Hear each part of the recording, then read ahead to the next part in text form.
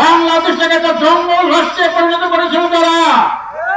এই জঙ্গলকে পরিষ্কার করে আমরা একটা সুখী সমৃদ্ধ একটি কল্যাণ রাষ্ট্র প্রতিষ্ঠা করতে চাই। বাংলাদেশের রাজনীতি চোরের খনির মাধ্যমে শুরু হয়েছে। ৭৩ সালে একটা নির্বাচন হয়েছিল, ভোট চুরি নির্বাচন।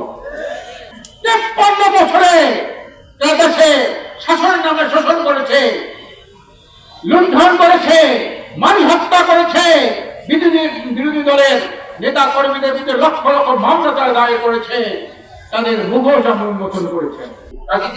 এই রঙেই স্বপ্ন দেখবেন না যে ভোট আপনাদের নির্বাচনের আগে কে বড় দল, কে ক্ষমতায় যাবে, কে সরকার গঠন করবে, এটা বলা যায় না। কি বলে ঠিক না?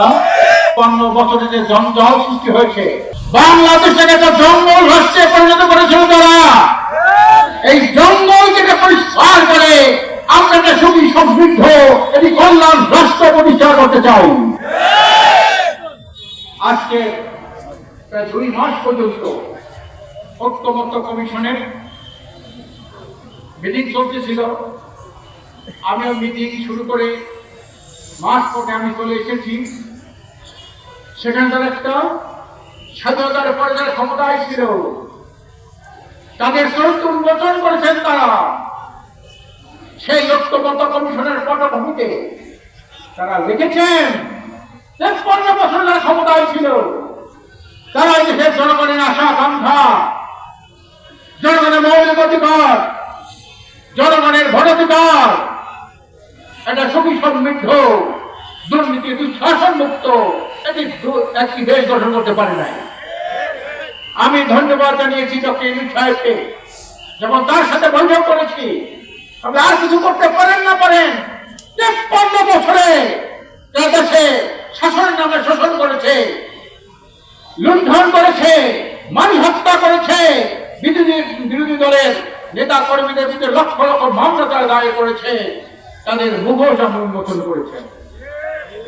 সংগ্রামী ভাইরা আমার, যুগান প্রজন্মের ভাইরা আমার, আপনারা জানেন স্বাধীনতার পর শেখ মুজিবুর রহমান সাহেব বলেছিলেন যে সবাই পায় সোনার খনি, তেলের খনি, হীরার খনি, আমি পেয়েছি চোরের খনি।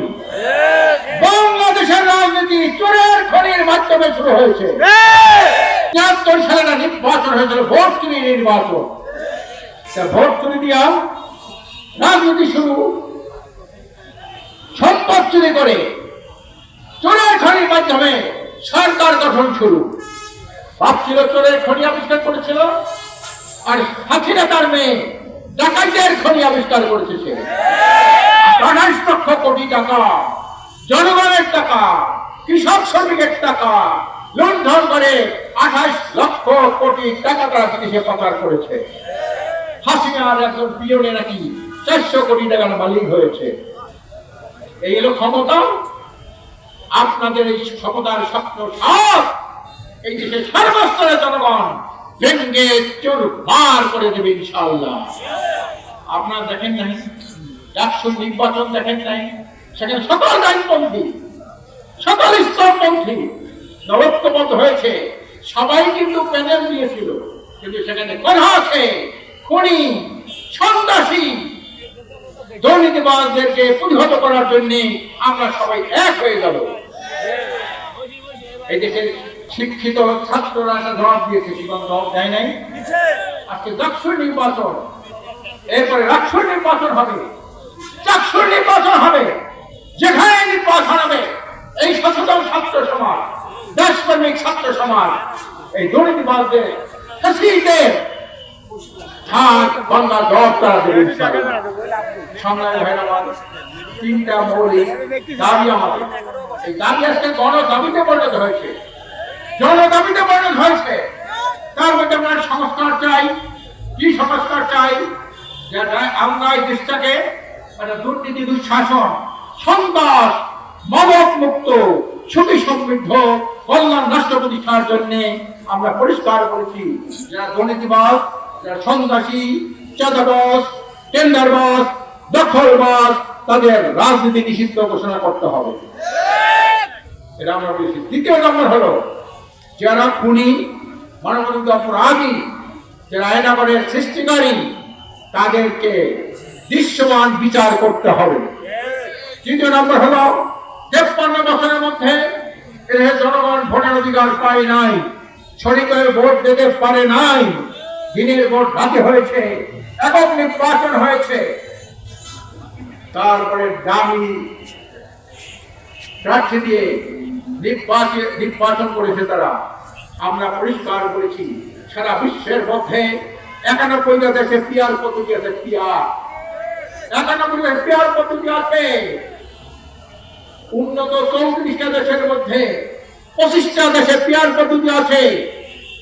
রাশিয়া থেকে 18টা রাষ্ট্র আলাদা হয়েছিল, তার মধ্যে 15 রাষ্ট্রে পিয়ার পদ্ধতি আছে।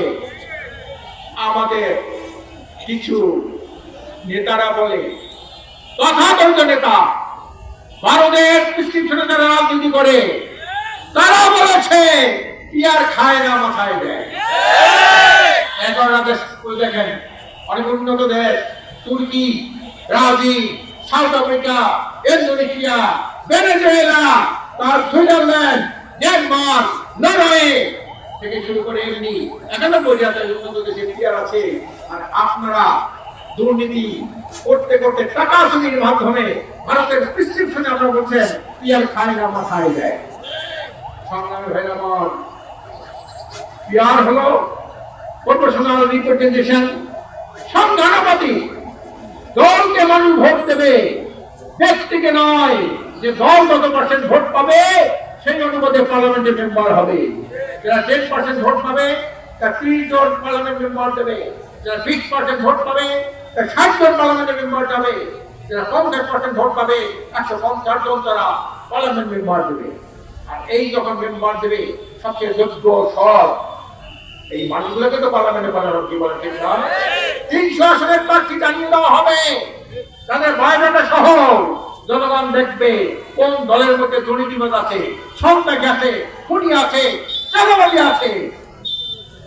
দেশের একটা সম্পদ পাথর, পাথর দেখতে ভালো যায় লক্ষ লক্ষ মানুষ, সেই পাথর চুরি করলেন আপনারা, বালি চুরি করেন আপনারা, খেয়াঘাট টেম্পো স্ট্যান্ড থেকে শুরু করে গেলাম চাঁদাবাজি করেন আপনারা।